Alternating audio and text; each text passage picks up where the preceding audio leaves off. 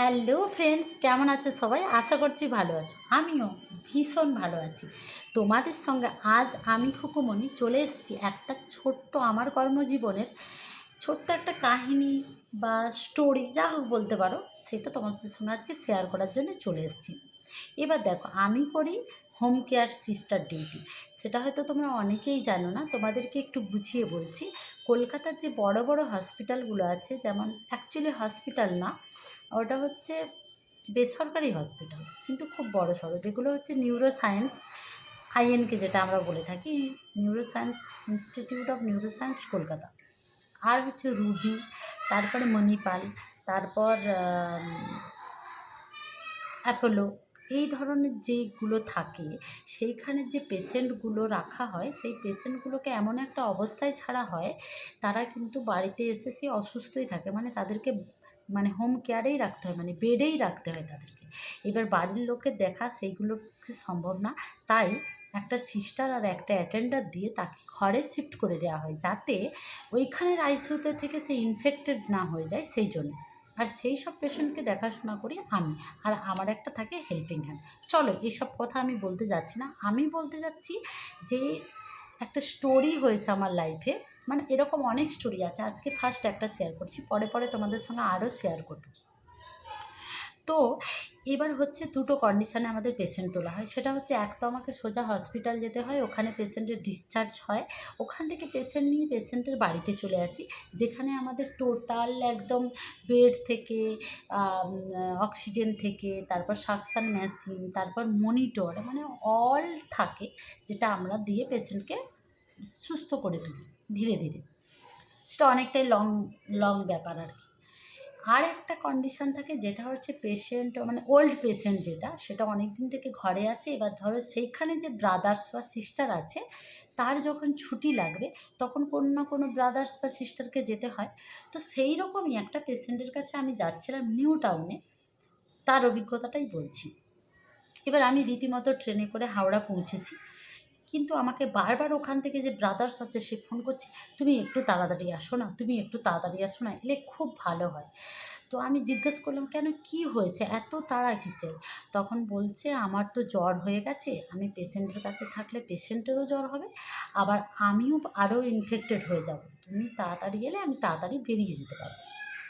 এবার কথা হচ্ছে, কলকাতাতে সবথেকে তাড়াতাড়ি যাওয়ার জন্যে একটাই জিনিস আছে, সেটা হচ্ছে র্যাপিডো। আর ভাগ্য চক্রে আমার ফোনে র্যাপিডো ডাউনলোড করা ছিল না। আর র্যাপিডো, আমি জানি র্যাপিডোটা কী, কিন্তু অ্যাকচুয়ালি আমি কোনো দিন র্যাপিডোতে যাইনি, আর কোনো মানে সেই অভিজ্ঞতাটাই নেই। ফার্স্ট র্যাপিডো চড়ার যে অভিজ্ঞতা, তোমাদের সঙ্গে আমি আজকে সেটাই তুলে ধরতে চলেছি। যাই হোক, আমি হাওড়ায় নেমে দাদাকে ফোন করলাম, যে আমার ফোনে তো র্যাপিডো নেই, তাহলে আমি কী করবো? বললো, তুমি র্যাপিডো ওইটা ডাউনলোড করো। তো ডাউনলোড করলাম, বললো ফার্স্ট তুমি যেহেতু নিচ্ছ, সেটা তুমি অনেকটাই ফ্রিতে পাবে, ফার্স্ট সার্ভিসটা। তো আমি আর কিছুতেই লোকেশান দিতে হয় ওখানে, তারপর ওরা নেয়, তারপরে যে ফ্রি থাকে তাকে দেয়।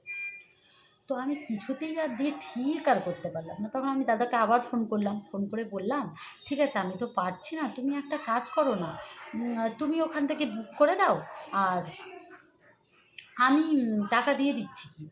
তখন বলছে, আচ্ছা ঠিক আছে। দাদা তো বুক করে দিল। তারপরে ফার্স্ট অভিজ্ঞতা, আর আমার যা হাঁটার ধরন, মানে আমি যদি যাচ্ছি, যদি ধরো আমার ওই বাজারটায় যেতে হবে, তো আমি এখানে মাথাটা নিচু করব, আমার ব্যাগগুলো ধরবো বা আমার যে ট্রলি আছে ধরবো, আর একদম ওখানে গিয়ে মাথা উঠাবো। তার মাঝখানে আমি আর কাউকে লক্ষ্যও করবো না, আর কারোর সঙ্গে কোনো কথাও বলবো না। যেহেতু এটা শহর, তো কারোর সঙ্গে বেশি কথা তো বলা, এমনিতেও কেউ কারোর সঙ্গে অত কথা বলে না, তারপরেও আমি অচেনা কারোর সঙ্গে কেনই কথা বলতে যাবো।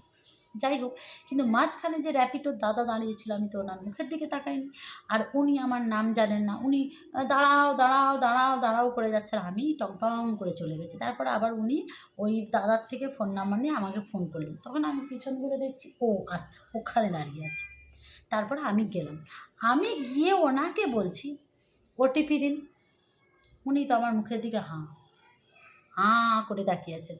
আমি ভাবছি, বাবা এমন করে তাকাচ্ছে কেন রে? তখন বলছে, ম্যাডাম ওটিপি তো আমি দেবো না, ওটিপি আপনি বলবেন। আমি বলছি, ও আচ্ছা আচ্ছা, আমার ফোনে এসছে ওটিপি। তখন বলছে, তখন ও না কিছু বলছে না, মানে আমি বুঝতে পারছি ওর মুখ দেখে যে ও বুঝতে পেরেছে যে আমি ফার্স্ট টাইম র্যাপিডোতে, মানে তারপরে এবার সমস্যা আমার কাছে ছিল একটা কাঁধে ব্যাগ আর একটা ট্রলি।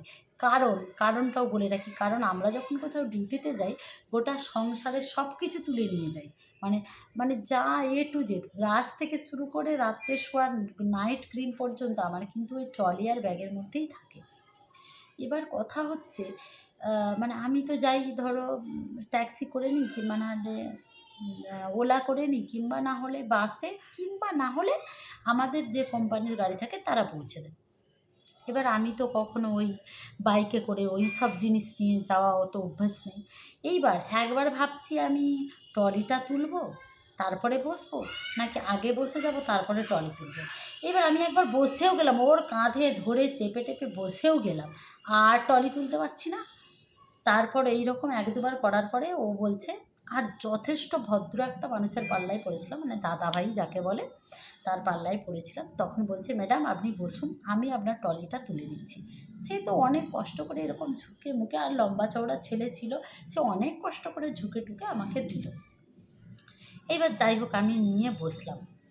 এবার ও মা, এই র্যাপিডোতে গেলে যে এইরকম অভিজ্ঞতা হয় আমার তো জানা ছিল না। দেখি মৌনব্রত পালন হচ্ছে। আরে বাবা, হাওড়া থেকে নিউ টাউন যাব, এটা কি চারটিখানি কথা, অনেকটা রাস্তা, এতক্ষণ আমি চুপ করে থাকবো কি করে। এইবার কিছুক্ষণ গেছে, 15-20 মিনিট হয়েছে, আমি আর বসে থাকতে পারছি না চুপ করে। আমি জিজ্ঞেস করেই বসলাম, আচ্ছা দাদা, এই বলছি তোমার নাম কি? তো ও দাদাটা ছিল, বলতে ভুলে গেছি, দাদাটা ছিল একটা মুসলিম, কিন্তু যথেষ্ট ভালো ব্যবহার ছিল, আর এই নাড়ি ফাড়ি ছিল না, তাই আমার অতটাও ভয় লাগেনি। আর অ্যাকচুয়ালি কিন্তু আমার সত্যি কথা বলতে দেখলে একটু ভয়ই লাগে। যাই হোক কথা বললাম, কিছু একটা নাম ছিল, ওই নামগুলো তো আমি মনে রাখতে পারি না, কিছু একটা ইসলাম এরকম টাইপের কিছু একটা ছিল।